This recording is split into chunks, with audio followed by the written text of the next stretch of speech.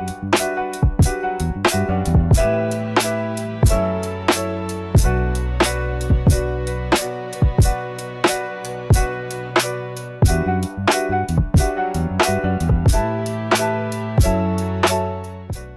listening to The Deep Dive, where AI voices break down big ideas. Every week, Nova and Echo guide you through the tools, trends, and thinking behind the AI revolution. No hype, no fluff, just smart conversations sparked by AI.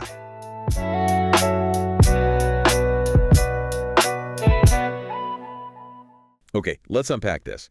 We are diving into, well, the fascinating world of talking to AI. Specifically, how do you actually get responses that are, relevant, coherent, and genuinely useful from platforms like ChatGPT? Yeah, it's a big question. You sent over a really great stack of sources, university guides, academic papers, articles, all digging into what makes a prompt work well. Right. So our mission today, I guess, is to pull out the core strategies, the key ideas from all this, understand how to write better prompts, sure, but also why it matters and what the pitfalls are. And it feels more and more vital, doesn't it? I mean, these sources really agree AI isn't some future thing. It's here now. Right. It's augmenting how we work and getting the hang of talking to it. Yeah. That's fast becoming a basic digital skill. Absolutely. So maybe before we get into the strategies, let's just get on the same page. What is a prompt exactly? We hear that term all the time. Yeah, basically, it's just the text you type in, your instruction, your question, whatever you give the AI to get it started. But what the sources really stress is that it's usually not just one shot. You often get the best results by, going back and forth, using follow-up prompts to kind of steer the AI. Okay. So it's more like a conversation, less like just hitting search. And I assume the quality of that first instruction, that first prompt, really matters then. Oh, hugely, yeah. Think about giving directions, right? If you just mumble, go downtown, well, good luck. Right. But if you say, go downtown to Main and Elm near the old post office, you've got a much better chance. AI is kind of similar. Vague prompts, you get vague, sometimes totally irrelevant answers. Okay. The quality you put in really does tend to dictate the quality you get out. It can only be as good as the instructions, basically. Okay, so what are the core strategies? What do these sources keep bringing up for making prompts, well, better? The absolute #1 thing across the board is clarity and specificity. You just have to be precise. Use precise language. Yeah. Define terms. Exactly. Define anything that could be ambiguous. Say exactly what you want the AI to do. Avoid just being general. One source mentioned business users should treat it like writing a mini brief, not just a casual chat. Okay, so instead of just like, summarize this document. Right. That's the bad example. A much better one they give is something like, summarize this marketing report for the head of sales in 3 bullet points, highlighting key revenue trends. Ah. See the difference? You've got the audience, the format, the focus. It gives the AI a clear target. That level of detail seems key. What about, really complex things? Can I just jam everything I need into one giant prompt? Probably not the best idea. The sources are pretty united on this. That usually just confuses things. Right. For complicated requests, it's much better to break it down. Smaller, logical steps, step-by-step instructions. Is there a name for that? Yeah, they call it chain of thought prompting. Trying to overload one prompt, like read the invoice, clean the data, summarize it, make a chart, and find anomalies. It's just too much. The AI struggles. Okay, guide it through, step by step. And since these are often chat-based, the conversation history matters, right? The AI remembers. A huge amount, yes. Which leads to the next point. Building on the conversation. Sometimes called prompt chaining or just iteration. Okay. Because the AI remembers the earlier bits, you can send follow-up prompts that use what it just said. You refine things bit by bit in the same chat. Like that climate change example in the sources. Exactly like that. You start broad, list 3 main causes of climate change. It gives you the list. Then in the next prompt, you build on it. Okay, now discuss the impact of each of those on temperatures and weather. It knows you mean the causes it just listed. The sources do mention context windows are getting bigger, which helps this. But still, good practice. Start a new chat for a totally new topic. Keeps things clean. Makes sense. Avoids confusion. Yeah. What else helps give the AI, direction? Specifying an audience or a role is really powerful. Tell the AI who it should be or who the answer is for. Act as a... Yeah, you are a doctor based on these symptoms. Or You're an expert in organizational development. Suggest ideas for our internal comms. Giving it that persona or that target reader shapes the output. The tone, the focus, often makes it much more detailed and useful. So it puts on hat, essentially. Yeah. Okay. And how do I control the look of the output? Not just the content, but the structure. Ah, right. Specifying the output format and style, you just tell it. Do you want a list, a table, CSV, Markdown? You can just ask for CSE? Yep. Output this info as a CSV. Simple as that. Or control the style. Write a clear and curt paragraph about llamas. Or length. Summarize this in 150 words. Focus on challenges, but don't include solutions. Wow, okay. That's pretty granular control. What if I need something really specific, like a certain table layout that's hard to describe? That's where examples come in. It's called one-shot or few-shot prompting. One shot. Yeah, you show the AI one example or a few examples of exactly what you want the output to look like. The format, the style, even the structure of the answer. Like showing it translations. Exactly. Show it a sentence pair, English to French, say. Then give it the next English sentence. It gets the pattern. It's like giving it a template to follow. Got it. Show, don't just tell. And providing background info? Context? It seems obvious, but I guess it's vital. Absolutely critical. Yeah. Yeah, adding context, giving it the relevant background details it needs. If you're asking for a diagnosis, you have to give the patient's history, right? Okay. Just need to make sure that context is clearly linked to the actual task you're setting. Okay, so clarity, breaking down tasks, chaining prompts, setting roles, defining format, giving examples, adding context. Those feel like the big mechanical livers. But the sources also mention some subtler things, like does being polite actually matter? Okay, yeah, this is where it gets really interesting. And honestly, a bit weird. Okay. Several sources point to research. I think one mentioned Waseda University in Rican, suggesting that, well, yes, intentional wording helps, obviously. But being courteous can actually lead to more accurate, more detailed answers. Wait, seriously, I should say please and thank you to ChatGPT. Well, the study they cited found prompts ranked around 7 out of 8 for politeness worked best. Interestingly, being too nice, like overly deferential, seem less effective. Why would that be? The thinking is, maybe the AI is trained on just vast amounts of human text, right?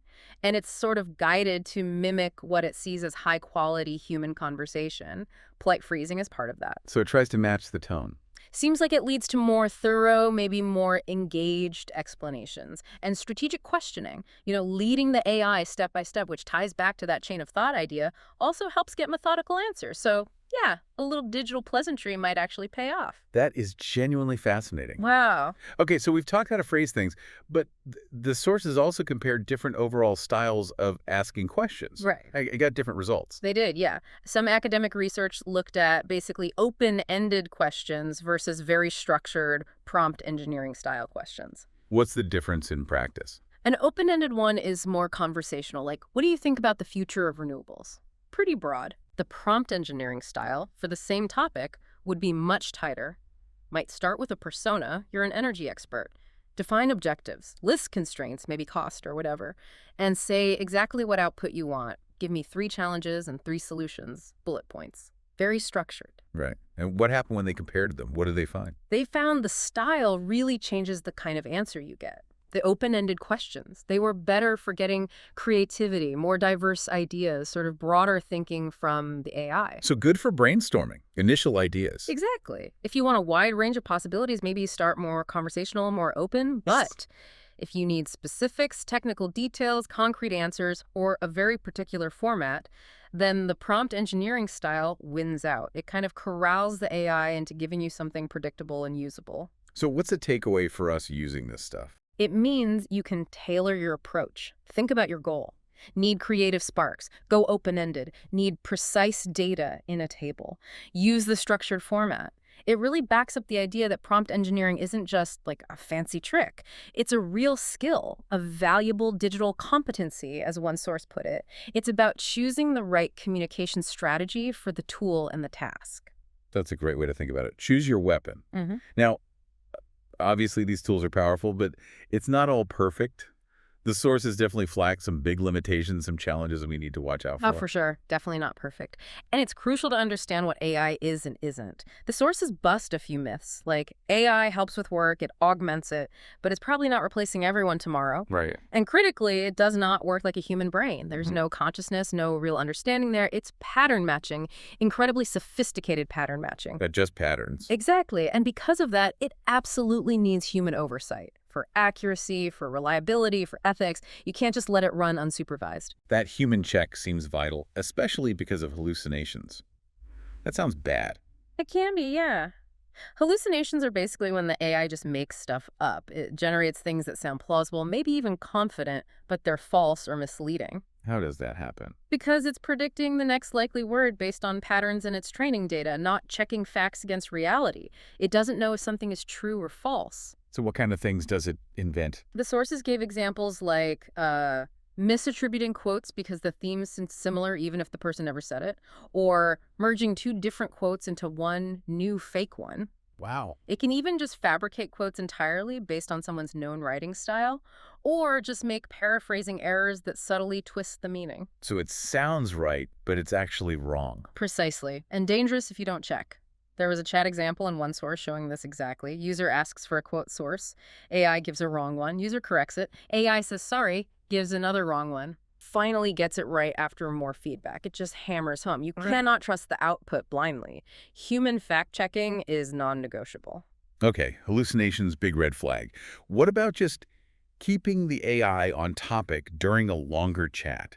Does it ever just sort of drift off? Forget what you asked it initially. Yes, and there's a term for that too.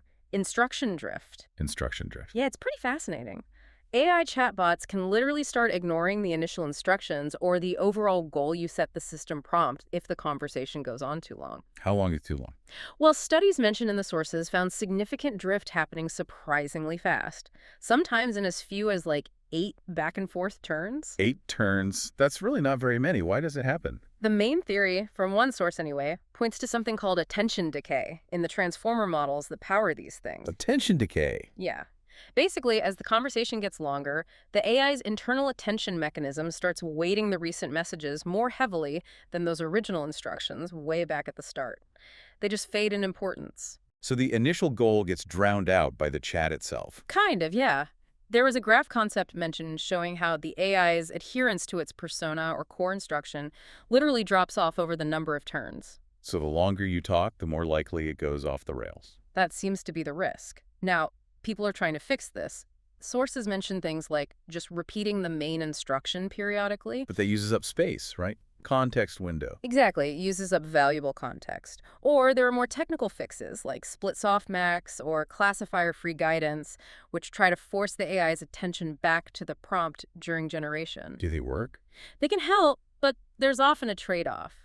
These control methods can sometimes make the AI less flexible or slightly worse at other general tasks. It's a balancing act. That tension between control and capability seems like a really core challenge.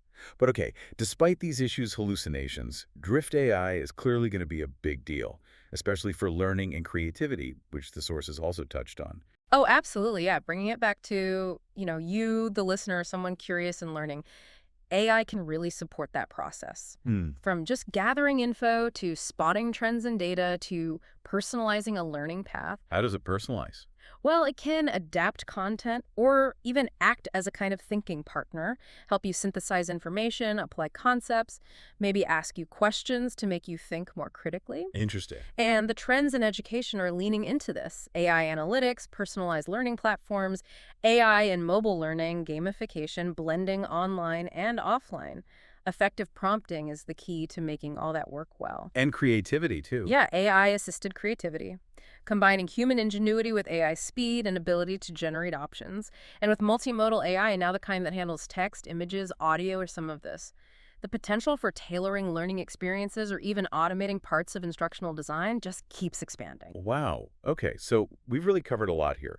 From the basics, what's a prompt, why quality is vital through all those strategies, clarity, breaking things down, chaining prompts, roles, formats, examples, context, even the surprising effect of politeness. And then looking at how different styles, open versus structured, give you different results, creativity versus specifics. Right. And then diving into the really crucial limitations.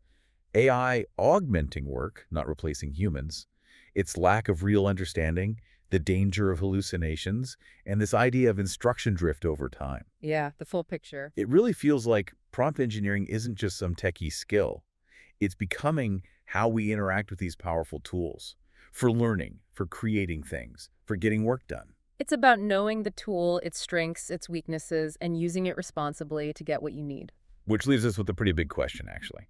If the research shows that AI's focus, its adherence to our original instructions, can degrade pretty quickly because of this attention decay, well, how much constant supervision, how much re-steering are we really going to need long-term? Especially if we want to use AI for complex, ongoing projects. Something to think about next time you're deep in a chat with your AI assistant. That's it for this deep dive. Thanks for exploring with us. If you learned something new or sparked an idea, don't forget to like, comment, and subscribe. Got a topic you want Nova and Echo to break down next? Drop it in the comments. Until next time, keep prompting, keep building, and keep doing it with AI.